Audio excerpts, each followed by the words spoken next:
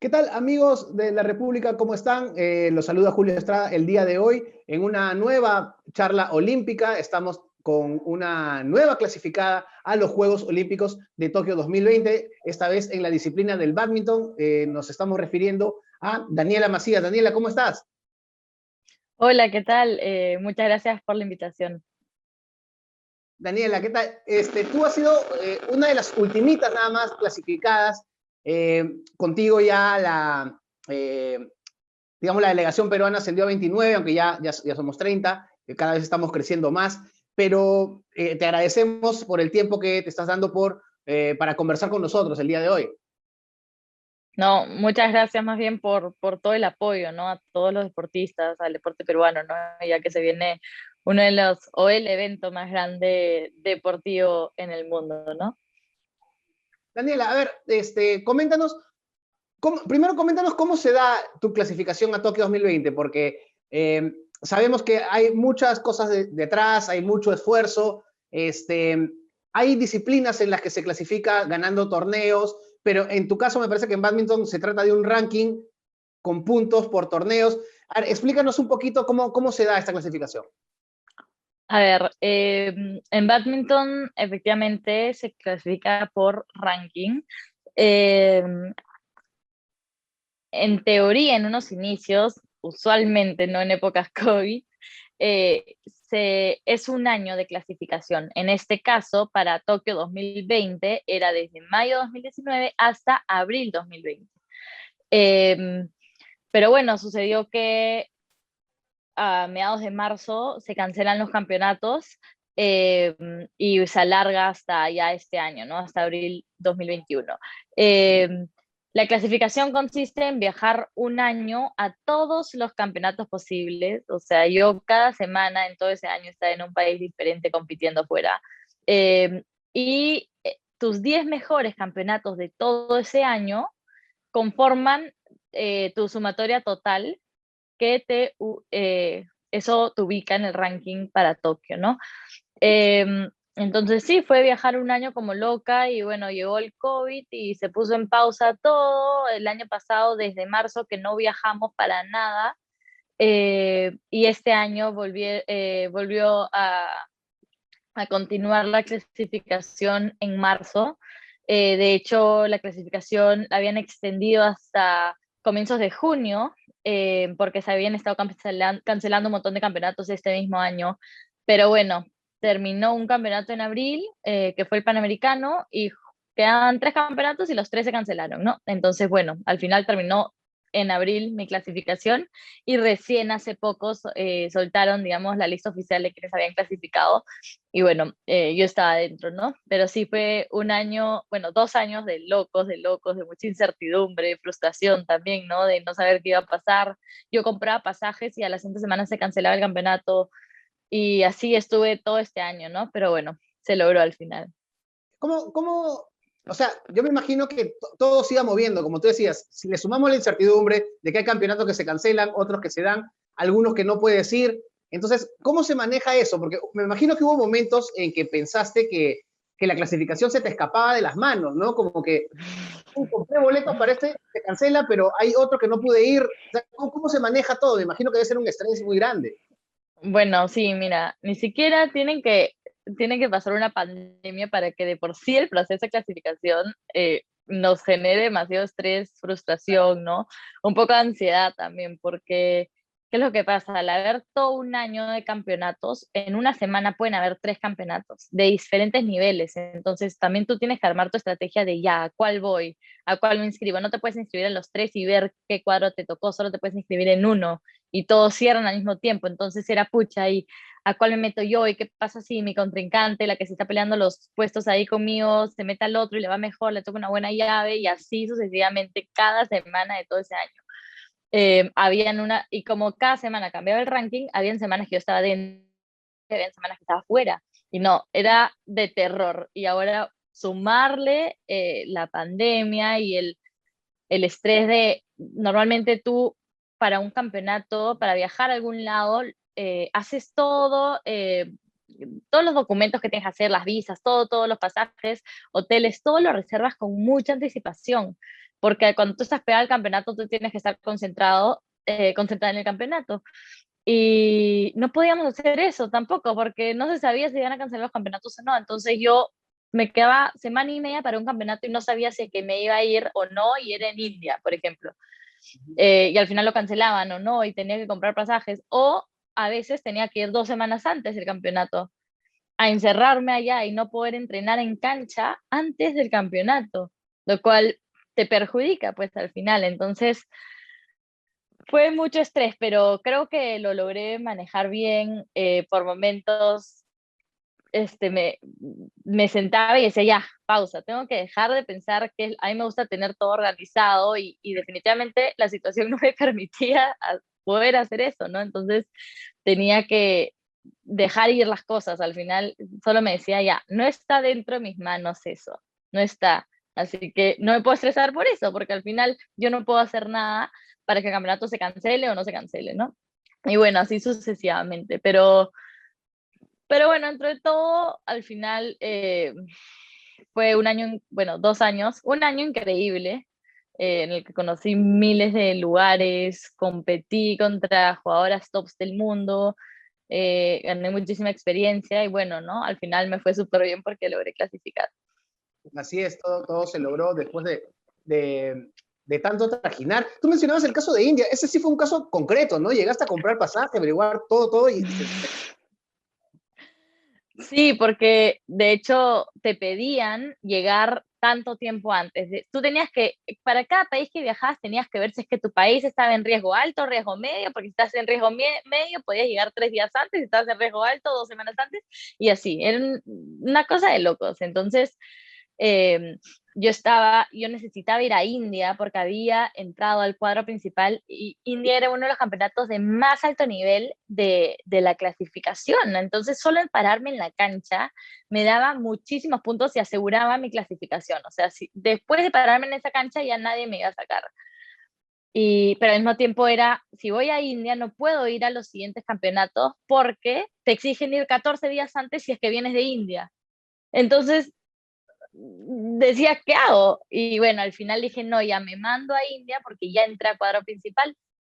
Compré pasaje y literalmente al día siguiente de comprar el pasaje, haber pagado mi visa, y me acuerdo que justo había dejado mi pasaporte, ya había hecho todo el trámite, había dejado mi pasaporte en la Embajada de India, ya lo había pagado y todo, y justo al día siguiente anuncian que se cancela el campeonato. Yo ya había comprado pasaje, tenían mi pasaporte, poniéndome la visa para, para nada al final, y bueno, y así de locos. Pero por suerte nosotros hemos tenido el apoyo del programa de Top Tokyo, que hasta eso te lo cubren, ¿no? Porque, bueno, ellos entienden pues en la situación que estamos, con tal de que tengas tus comprobantes y todo, nos ayudaron con eso. Si no, no sé qué hubiera hecho.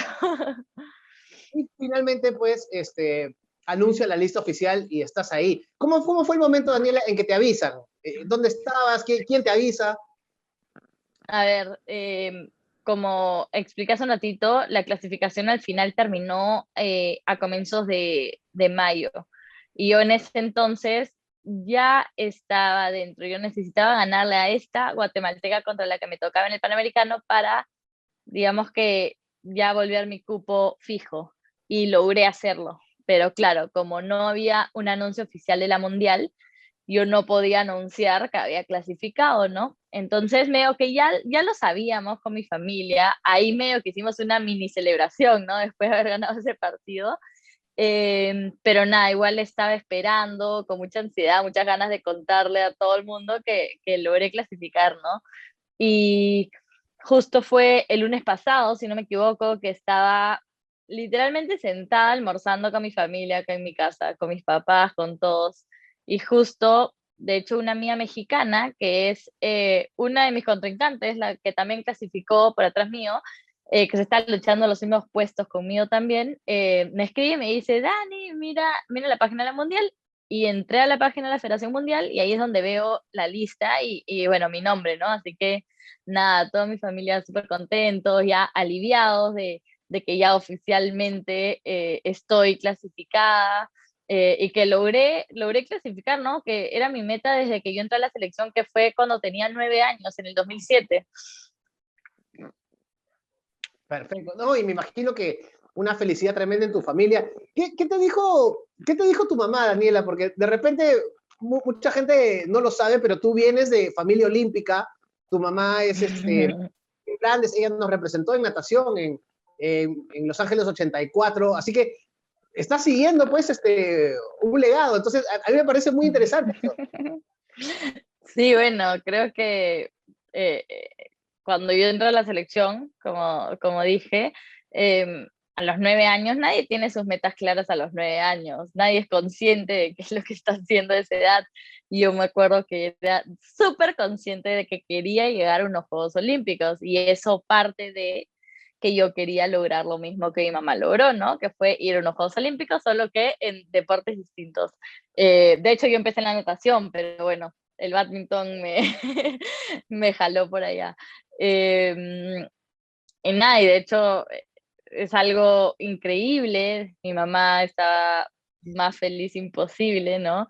De hecho, hemos hecho incluso varias entrevistas juntas, que fue raro, ¿no? Porque mi mamá, claro, en su momento, cuando ella clasifica, también la estaban entrevistando como loca, pero ella tenía 17 años, 16 años, 17 años. Y yo ahora me han escrito como 3, 4 distintos medios diciéndome para entrevistarme con mi mamá y creo que es algo bonito, ¿no? Algo bonito de compartirlo con ella. Eh, y bueno, ya, nada, pues súper contenta de poder tener esa oportunidad y gran parte de este logro ha sido gracias a que mi mamá, mi papá también fueron como una guía, ¿no? Desde muy chiquita para mí. Uh-huh. Y ahora que lo mencionas, Daniela, ¿cómo, ¿cómo empiezas en el badminton? O sea, ¿qué te atrae del badminton para dedicarte full a esto? Porque, claro, tú me dices que iniciaste en natación, por ahí vi en otras entrevistas que habías practicado otros deportes, pero ¿qué tuvo el badminton que te terminó atrapando y, bueno, convirtiéndose en parte de tu vida? Bueno, yo de hecho, cuando empecé el badminton era muy chiquita. No me acuerdo exacto qué fue lo que pasó, pero el único recuerdo que tengo es que la primera vez que cogí una raqueta y una pluma, me acuerdo haber dicho, qué extraño es este deporte. Me parecía tan loco que se juegue con una plumilla, con una raqueta súper liviana. Yo había jugado tenis de chiquita, muy poco, pero había jugado tenis, que la raqueta es súper pesada. Y dije, wow, este deporte es muy raro. Ese fue mi primer pensamiento. Y bueno, y lo empezaba, lo practicaba y de hecho mi club tenía muy buena base ahí mismo en el Regatas en ese entonces. El Regatas era la selección de Perú, no había otros clubes. Hoy en día ya se juega en todo Lima, se juega en otros departamentos, en Piura, en Tacna, en muchos más. Pero bueno, en ese entonces tenía muy buena base el Regatas, teníamos entrenadores que eran los jugadores tops de ese momento, lo que fue Claudia Rivero, Rodrigo Pacheco, eh, que también son olímpicos ellos en badminton.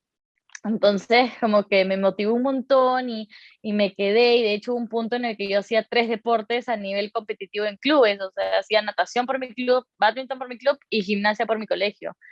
Y fue justo el momento que yo decidí dejar todos los otros deportes, fue cuando yo estaba en un campeonato de gimnasia y en Piura con mi mamá. Y me invitan la Federación de Badminton a participar en el Panamericano de Menores. Era la categoría más chica, yo era sub-11 con 9 años, eh, en México en el 2007. Y bueno, dije que sí, entrené, fui y gané el Panamericano de chiquita. Y ahí es donde yo dije, no, ya, este es mi deporte.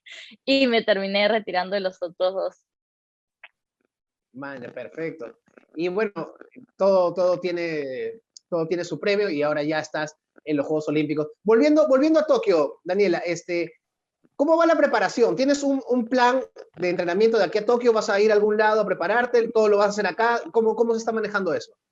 Sí, de hecho ya tengo un plan armado desde ya hace unas cuantas semanas atrás, hace como 4 semanas que inicié el plan de preparación para los juegos. De hecho se enfoca mucho bueno, mejorar más que todo mis debilidades en la parte física, eh, en la parte, en la cancha, entrenar todos los golpes que tal vez no me siento tan cómoda de hacer y así con todos los aspectos que debo mejorar, también enfocándome mucho en la parte de la fisioterapia, en la recuperación de los músculos para evitar lo más posible cualquier lesión, eh, la parte de nutrición también, ¿no? Con la comida, y bueno, y sobre todo la parte mental, ¿no? Trabajando con los psicólogos. Eh, ya en cuanto al calendario, yo estoy viajando perdón, este fin de semana, este fin de semana me estoy yendo a Dinamarca, y me quedo por semana y media, casi 2 semanas allá, a una base de entrenamiento, para entrenar allá con jugadoras que también han clasificado a los Juegos. Y de ahí vengo acá y me termino de preparar esas 2 últimas semanas antes de viajar a Tokio, ¿no?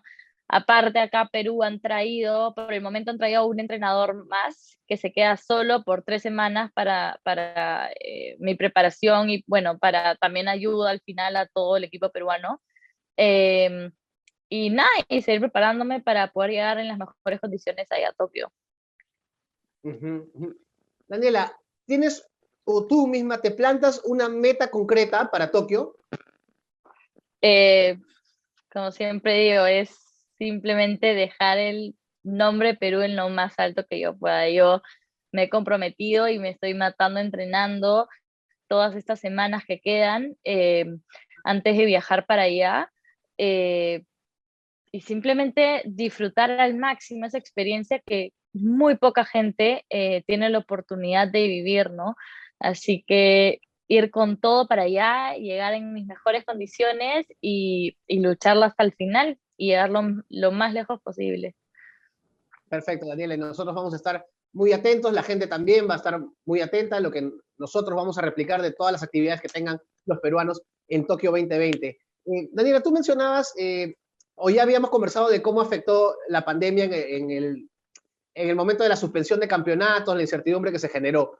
En lo que fue entrenamientos y cuarentenas, ¿a ti te afectó mucho? Porque yo recuerdo que hace algunas semanas conversamos con Pilar Jauregui y ella nos comentó que el día que regresó a entrenar, ella pensó que le habían agrandado la cancha. Ella dijo, esta cancha es enorme, ¿por qué me la han agrandado? ¿A ti te pasó algo parecido? ¿Fue raro? ¿Qué fue lo más difícil de volver? Definitivamente. De hecho, a ver, estuvimos mucho tiempo parados, como 3 meses, y yo literalmente desde el 2007 que ingreso a la selección, lo máximo de vacaciones que puedo tener en un año son 2 a 3 semanas que cogen Navidad con Año Nuevo. Esas 2, 3 semanas. Durante el año no tengo nada de vacaciones.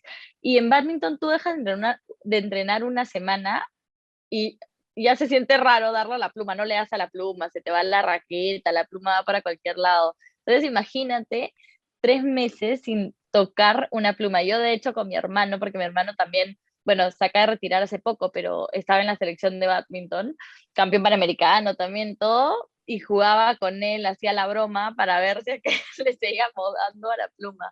De hecho, nosotros nos tuvimos que enfocar mucho en el entrenamiento físico, ¿no? O sea, en la parte del gimnasio. Yo acá, felizmente, mi papá siempre tenía sus pesitas y pudimos usarlas, y prepararnos de la mejor manera físicamente. De hecho, cuando volvimos a las canchas, yo estaba mucho mejor físicamente que antes, porque todos los días entrenaba físico y 2 veces al día en mi casa.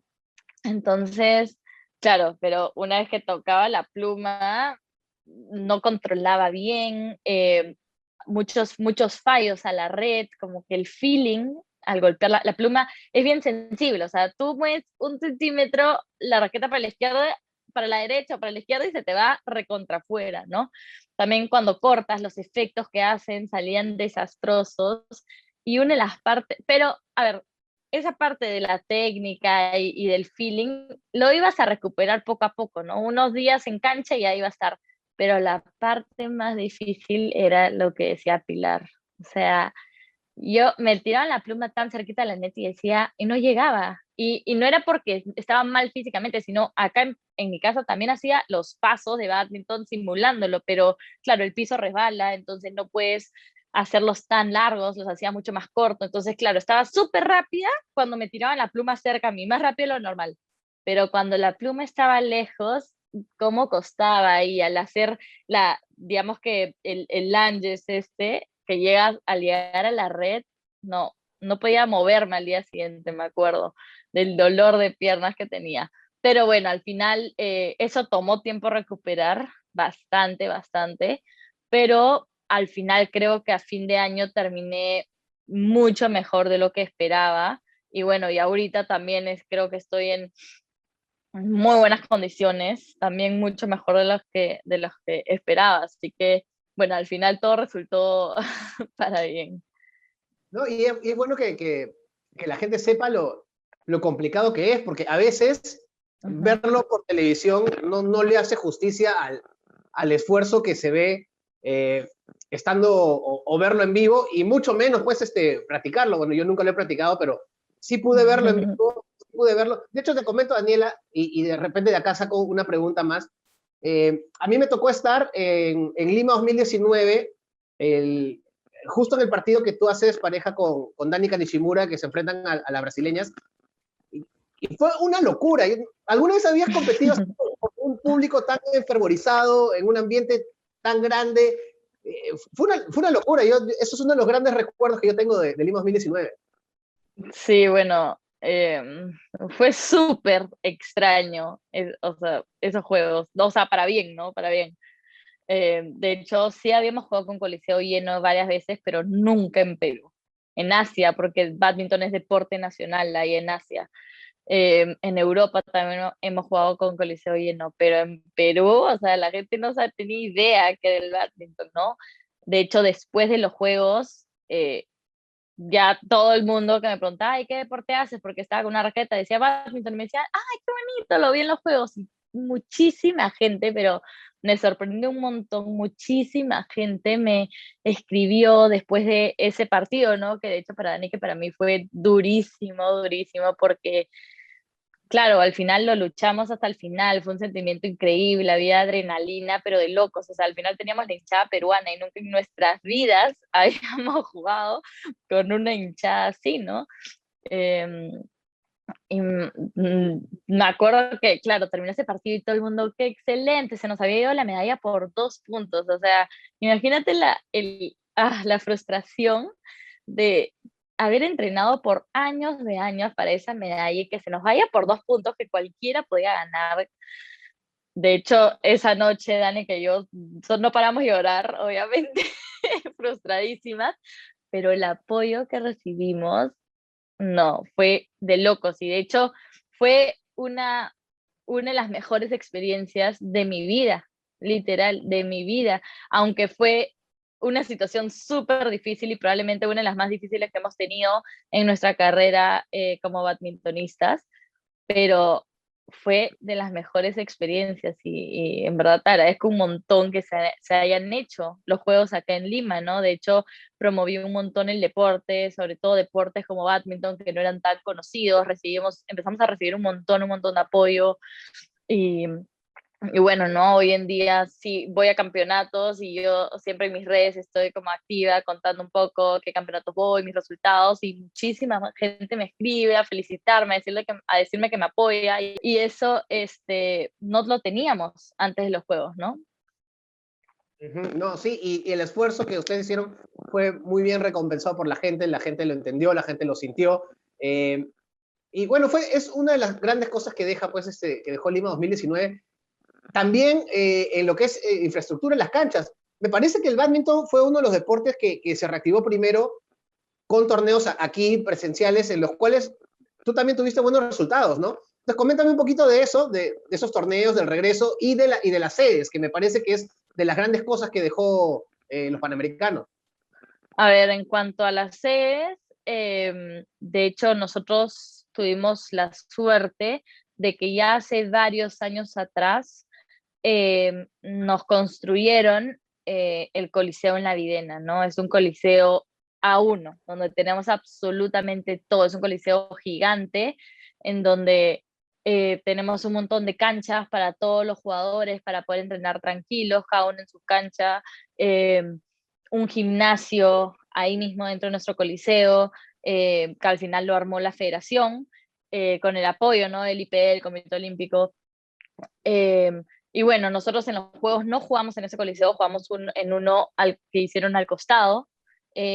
También muy bonito, creo que actualmente no se usa para ningún deporte, para entrenamientos, pero sí para campeonatos, cosa que me parece genial, ¿no?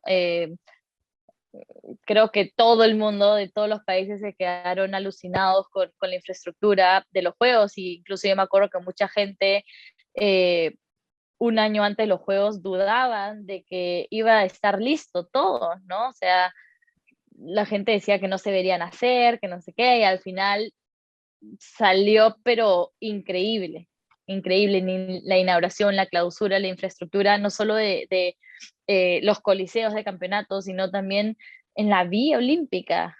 Fue de locos esa vía y creo que todo el mundo la pasó increíble, ¿no? Y bueno, y en cuanto a las competencias, de hecho, el año pasado badminton fue el primer deporte que volvió a las canchas.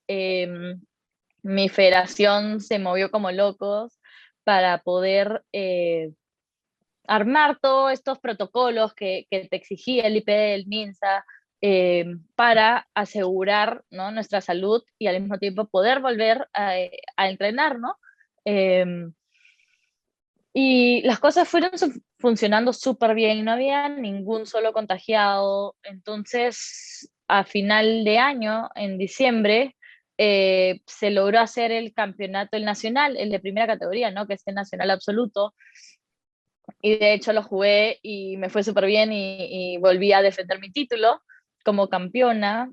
Y la siguiente semana se jugó el sudamericano, o perdón, creo que fue al revés, fue primero el sudamericano y después el nacional. Y de hecho en el sudamericano también pude defender mi título ganándolo. Y estuve súper contenta porque de hecho tenía dudas de cómo iba a ser mi rendimiento en los campeonatos, en esos campeonatos, porque venía mucho tiempo parada, con muchos altos y bajos, ¿no? Había semanas que sentía que iba muy bien y otras como que me costaba un poco más. Pero bueno, al final creo que esa emoción de no haber competido hace tanto tiempo y por fin tenerlo ya unas semanas influyó bastante y me fue muy bien, ¿no? Perfecto, Daniela. Ya estamos ya llegando al final. Agradecemos tu presencia aquí, el tiempo que te has dado para conversar con nosotros. Una duda que me quedó, porque te repito, yo cuando fui a ver el badminton en Lima 2019 me tocó verte a ti haciendo dupla con Danica Nishimura. Ahora estás logrando tu clasificación a Tokio en singles. ¿A ti cuál te gusta más? ¿En parejas? ¿Cómo, cuál, A ver, es distinto, las dos me gustan por igual, me encanta, me fascina jugar dobles y sobre todo con Danica, que somos amigas de toda la vida, tenemos mucha química dentro y fuera de la cancha. A ver, he viajado con ella a todas partes del mundo, eh, pero también me encanta el singles, me encanta el hecho de jugar sola, ya sea si me va mal y yo la estoy fregando para mí, no para otra, y si me va bien, bueno, ¿no? Eh, y lo que sí es que todo el mundo en el badminton de Perú te puede decir, todos los jugadores te pueden decir que mi estilo es de singlista, ¿no? Es un juego muy diferente. De hecho, cuando yo juego dobles, hago muchos golpes de singles eh, que normalmente no se deberían hacer, pero al final, por una extraña razón, funciona muy bien porque Danica es totalmente doblista y es la mejor doblista de Perú. Entonces ella adelante es muy rápida y hace todos los golpes de dobles y logra acabar el punto adelante, y atrás es donde tú tienes que armar. Y justo como mi juego en singles es armar un montón, abrir la cancha, me da súper bien porque yo armo atrás, atrás, atrás y Danica termina definiendo adelante, ¿no? Entonces, de hecho, esa fue una de las razones que nosotros seguimos jugando hasta este año juntas, cuando normalmente ya a nuestra edad, en badminton o te especializas solo en singles o en dobles y mixtos, porque son juegos distintos. Pero yo seguí haciendo singles y dobles, ¿no? Ajá. Daniela, tenemos entendido que aparte pues, de ser una deportista profesional, haber clasificado a Tokio, también estás estudiando. ¿Cómo manejas eso, ¿no? De llevar una carrera por un lado y una carrera deportista por otro lado. O sea, ¿qué tanto se tiene que sacrificar para poder llevar las cosas a la par? Bueno, muchísimo, ¿no? Yo lo vengo haciendo desde que estoy en colegio. En colegio yo terminaba el colegio, me quedaba 1 hora a hacer gimnasia en mi colegio y de ahí me iba a mi club a hacer natación por 3 horas y de ahí llegaba a mi casa a las 10 de la noche, ¿no? Siendo bien chiquita. Entonces a las 10 de la noche yo me tenía que bañar, cenar y ponerme a hacer tareas. Cuando a las 10 de la noche probablemente la gente, mis amigos de cuando teníamos esa edad ya estaban dormidos, ¿no? Entonces, como que el badminton, bueno, ese ritmo de vida me enseñó a organizarme, a hacer las cosas cuando las tengo que hacer, ¿no? Yo no podía decir, ya las hago más tarde, porque si decía eso me terminaba durmiendo a las 4 de la mañana. A ser responsable con mis cosas también. Eh, y bueno, y así fue mi vida en todo el colegio, de ahí, ya en mis últimos años de colegio fue donde yo empecé a viajar como loca, iba muy poco a la universidad, entonces tenía que estar a cada rato yo solita hablando con con los entrenadores, con los profesores, eh, coordinando qué días yo puedo dar el examen, qué día puedo dar qué examen, cuándo, y al mismo tiempo estaba viajando sola desde chica, entonces como que todo eso también me volvió súper independiente, eh, y, y, creo que eso es lo que se ve hoy en día en cómo soy yo, ¿no? Eh, También, de hecho, el deporte te enseña a siempre tener tus objetivos claros para poder tener esa motivación de entrenar todos los días a 1000 y luchar por tus sueños, ¿no? Saber que no es suficiente con solo ir a los entrenamientos, sino tienes que estar al 100% mentalmente, tienes que estar al 100% recuperada, ¿no? La parte de recuperación es muy importante para poder entrenar a tu máximo. Y aún así, hacer cosas extras por tu cuenta si es que quieres ser mejor y lograr tus sueños. Entonces, yo eso como que también siempre me hizo tener en claro que debo tener metas también en la parte de los estudios. Entonces yo en el colegio tenía mis metas de sacarme tanto en tal examen, terminar tal puesto, terminé creo que 7 en mi colegio como en puesto final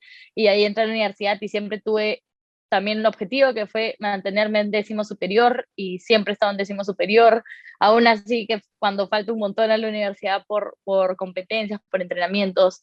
Entonces, creo que ese lado del deporte, todas esas cosas que me enseñó, lo pude aplicar en mi día a día, ¿no? En los estudios, también yo como persona, en algo que yo quiera mejorar. Eh, y sí, y creo que el deporte competitivo te enseña muchas cosas, ¿no? Muchos valores y que terminan reflejándose en la persona que eres hoy en día, ¿no? Así es, Daniela. Una última, ya para cerrar, pero que me llamó la atención revisando tus redes sociales, encontré que eras embajadora de I Am Badminton. Coméntanos un poquito de eso, ¿de qué consiste? Bueno, es una campaña que saca la Federación Mundial de Badminton que promueve el juego limpio. Eh, ahí entra todo el tema de ser honesto en tu juego, dentro de la cancha, actuar con respeto frente a tu rival, eh, también la parte limpia de todo esto que es la WADA, ¿no? Que es la agencia que te va a hacer las pruebas de antidopaje. Eh, y nada, y de hecho me siento súper afortunada este año, me contactaron para hacerlo. A mí me han hecho miles de, de estas pruebas para el antidopaje, para el dopaje. Obviamente siempre salió negativo. Yo no me enfermo y no consumo absolutamente nada, solo dejo que se me pase naturalmente, porque de hecho hay un montón de cosas, o sea, hasta el Panadol antigripal en cierta cantidad de dosis es dopaje. Entonces, tienes que tener en verdad muchísimo cuidado y siempre lo he tenido yo. Entonces, bueno, gracias a eso me escogieron y nada, de hecho, pues, me siento súper afortunada de poder transmitir este mensaje de juego limpio, no solo en el deporte, sino en todo, en las empresas, en ser transparente en tu día a día, ¿no? Perfecto, Daniela. Para nosotros ha sido un gustazo conversar contigo, saber cómo fue tu clasificación, cómo es el plan de aquí a Tokio, y vamos a estar pues muy atentos a todo lo que suceda en tu carrera, porque nos interesa pues saber bastante de lo que van a hacer nuestros deportistas en Tokio 2020. Vamos a estar muy atentos. Te agradecemos mucho el tiempo, Daniela. Gracias. Gracias a ustedes por el apoyo. Perfecto, Daniela. Entonces, no te desconectes todavía. Ahí vamos a concertar algunas cositas. Yo quiero agradecerle también a la gente que nos ha seguido el día de hoy, que ha participado compartiendo, que ha participado con sus comentarios. Nos vamos a encontrar la otra semana con otra charla olímpica con otro clasificado a Tokio 2020. Muchas gracias. Chao.